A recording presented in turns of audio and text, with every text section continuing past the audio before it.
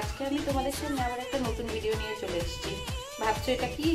আর কি, যাই হোক, ছোলা আমি দেখো সিদ্ধ করে নিয়েছি চানা। তো এটা ওই কালো যে ব্ল্যাক ব্রাউন চানা যেটা হয় সেটাই আমি সিদ্ধ করে নিয়েছি। আর এই চানা দিয়ে আজকে আমি বানাবো চাট, কি বলতো, চানা টিক্কা চাট। এবার টিক্কা বানানোর জন্য কী কী নিয়ে নিয়েছি দেখো। এখানে পেঁয়াজ কুচি, লঙ্কা কুচি, অনেকটা পরিমাণ ধনেপাতা কুচি, 3টে মিডিয়াম সাইজের আলু বয়েল করে নিয়েছি, একটু গাজর ছিল তো গাজর দিয়ে দিয়েছি। তো এই কয়টা দিয়ে আমি টিক্কিটা বানাবো। টিক্কিটা যখন বানাবো তোমরা ভিডিওটা স্কিপ করো না, দেখতে থাকো। এই চাটটা খেতে গেলে চাটনির দরকার হবে আর দইয়ের দরকার হবে। তো আমি চাটনিটা দেখো কীভাবে বানিয়ে নিচ্ছি।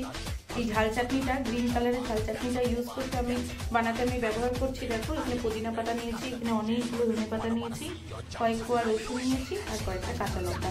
তো এটা সবার প্রথম একটু লবণ স্বাদ মতো দিয়ে মিক্সিতে গ্রেট করে নেব। দেখো চাটনিটা বাটবো বলে আমি রেডি করে নিয়েছি। এর মধ্যে আমি একটা গোটা লেবু দিয়ে দিচ্ছি উপর থেকে, তাহলে কি হবে, ঝাল নুন আর টক ব্যাপারটা খুব সুন্দর করে আসবে। তাহলে চাট আসলে টিক্কি চাটে কি হবে, একটু টক ঝাল মিষ্টি ব্যাপারটা না থাকলে বেশ মনমতো হবে না, তাই না? তো তার জন্য এই লেবুর রসটা আমি দিয়ে নিলাম। এবার চাটনিটা পিষে নেব। এই দেখো চাটনিটা তৈরি হয়ে গেল। যদিও এতটা চাটনি লাগবে না আমার আজকে, কিন্তু তাও বানিয়ে রেখেছি। এই চাটনিটা দিয়ে বেশ অনেক কিছুই খাওয়া যায় বাড়িতে, টুকটাক কোনো রকমেরই স্ন্যাক্স বানালে খাওয়া যায়। তো এখন এই টিক্কিটা বানানোর জন্য এই ছোলা এগুলো যা যা আছে সব নিয়ে নেব। সবার প্রথমে ছোলাটা ভালো করে চটকে নেব, এরকম করে পুরোটা ছোলা আমি যতটা নিয়েছি ততটা ছোলা ভালো করে একদম ম্যাশ করে নেব। এটা মিক্সিতে করবো না, তাহলে এটা ক্রাঞ্চিনেসটা চলে যাবে। দেখো ছোলাটা ভালো করে মেখে নিয়েছি। এই ছোলাটা আমি প্রায় 10-15টা মতন সিটি দিয়েছি, যাতে খুব সফট হয়ে যায়। আর এই ছোলাটার সাথে এবার আমি অ্যাড করব এই যে বয়েল যে আলুটা নিয়েছি।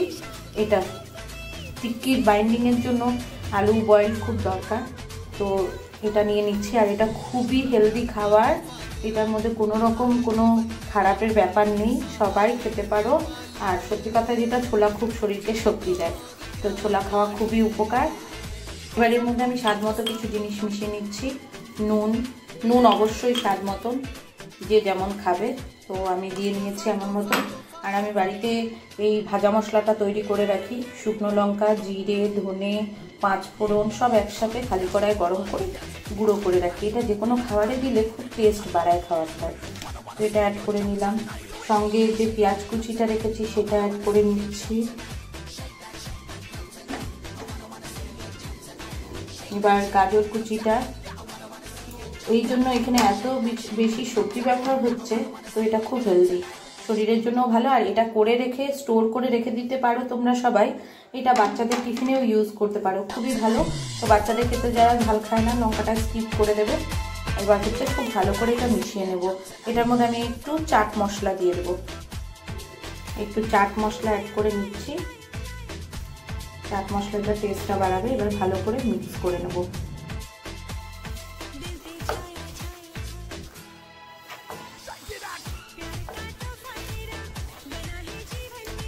মাখা হয়ে গেছে, কিন্তু এটা আমি আরেকটু টাইট বাইন্ডিং চাই, তো তার জন্য একটু কর্নফ্লাওয়ার দিয়ে নিচ্ছি। তো কর্নফ্লাওয়ার দিলে যে এটা টেস্ট খারাপ হয়ে যাবে তা নয়, খুবই অল্প পরিমাণ দিয়ে নিচ্ছি কর্নফ্লাওয়ার দিয়ে আবার ভালো করে মেখে নেবো। মেখে টিক্কিগুলো বানিয়ে নেবো। এই দেখো এরকম শেপে টিক্কিগুলো বানিয়ে নিচ্ছি। এইভাবে বানালে পরে কী হবে, ভেতর পর্যন্ত ভালো মতন ফ্রাই হবে। তো এগুলো খুব সুন্দর করে হয়ে যাচ্ছে। তো একে একে সবটা বানিয়ে নিয়ে আগে আমি। দেখো টিক্কিগুলো বানানো হয়ে গেছে। এখানে আমি কড়াই বসিয়ে দিয়েছি। এবার আমি এটা ফ্রাই করব। চাইলে এটা তোমরা তাওয়ার মধ্যে শ্যালো ফ্রাইও করতে পারো, তবে আমি আজকে ভালো মতন কড়াইয়ে ভাজবো। তো এটা হচ্ছে কড়াইয়ে দেওয়ার আগে আমি এখানে একটা প্লেটে অল্প করে কর্নফ্লাওয়ার নিয়েছি, যের মধ্যে এরকম করে জাস্ট একবার লাগিয়ে দেবো, যাতে এগুলো ভেঙে না যায়, আর কিছুই নয়। তো এইভাবে করে নেবো। আর এটার মধ্যে বেশ একটা কুরকুরে ব্যাপার হয়ে যাবে তাহলে। তো এখন আমি কড়াইয়ে তেল দিয়ে নেব। কড়াইয়ে আমি তেল দিয়ে নিচ্ছি। তেলটা গরম হলে এক এক করে টিক্কিগুলো দিয়ে দেবো। দেখো এটা হচ্ছে পুরো কড়া তেলে ভাজা যাবে না, লো মিডিয়াম ফ্লেম আছে, আস্তে আস্তে ভাজতে হবে। তো আমি এক এক করে টিক্কিগুলো ছেড়ে দিচ্ছি, আর গোল্ডেন ব্রাউন হওয়া পর্যন্ত এগুলো ফ্রাই করে নেব। দেখো এক সাইড প্রায় ভাজা হয়ে গেছে, আরেক সাইড উল্টে নিয়ে 5 মিনিট রেখে উঠিয়ে দেবো। এটা লো মিডিয়াম ফ্লেমে আমি করছি। এদিকে আমি এটার সাথে খাওয়ার জন্য যেমন ঝাল চাটনিটা রেডি করেছি, তেমন এখানে আমি দই, ঘরে পাতা দই ছিল, সেই দইটাকে আমি অল্প সামান্য নুন আর চিনি দিয়ে খুব ভালো করে ফেটিয়ে নিয়েছি। কারণ চাটের উপরে একটু দই না দিলে বেশ জমে না, তাই না? তো দেখো এখানে আমার দইটাও রেডি হয়ে গেছে। এই দেখো টিক্কিগুলো ভাজা হয়ে গেছে।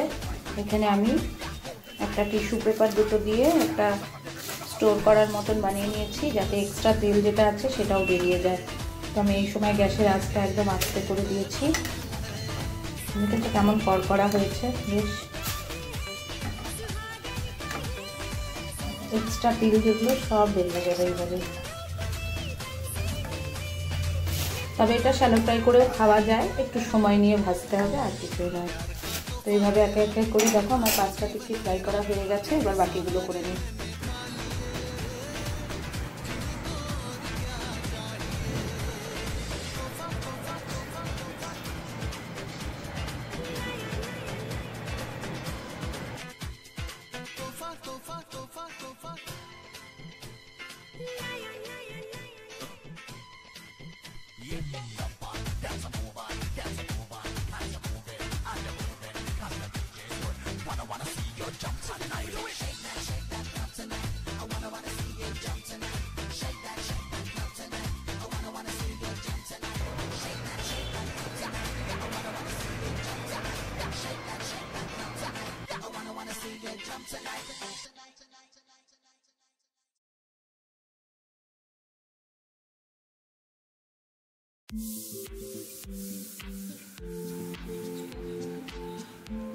তো আজকে আমরা চানার টিক্কি চাট নিয়ে চলে এসেছি, তাই না?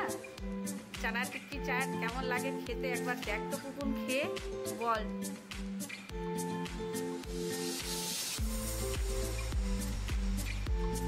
দাঁড়াও, এক্সামের রেজাল্ট এখনো আসেনি, আসবে। কেমন লাগছে দইয়ের সাথে টিক্কি চাটটা? সত্যি করে বলবে।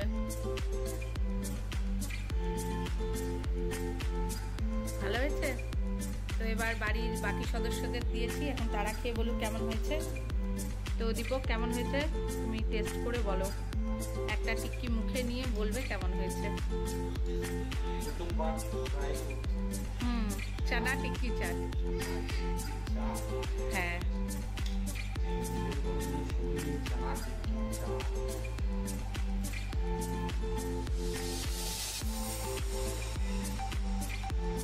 ভালো হয়েছে।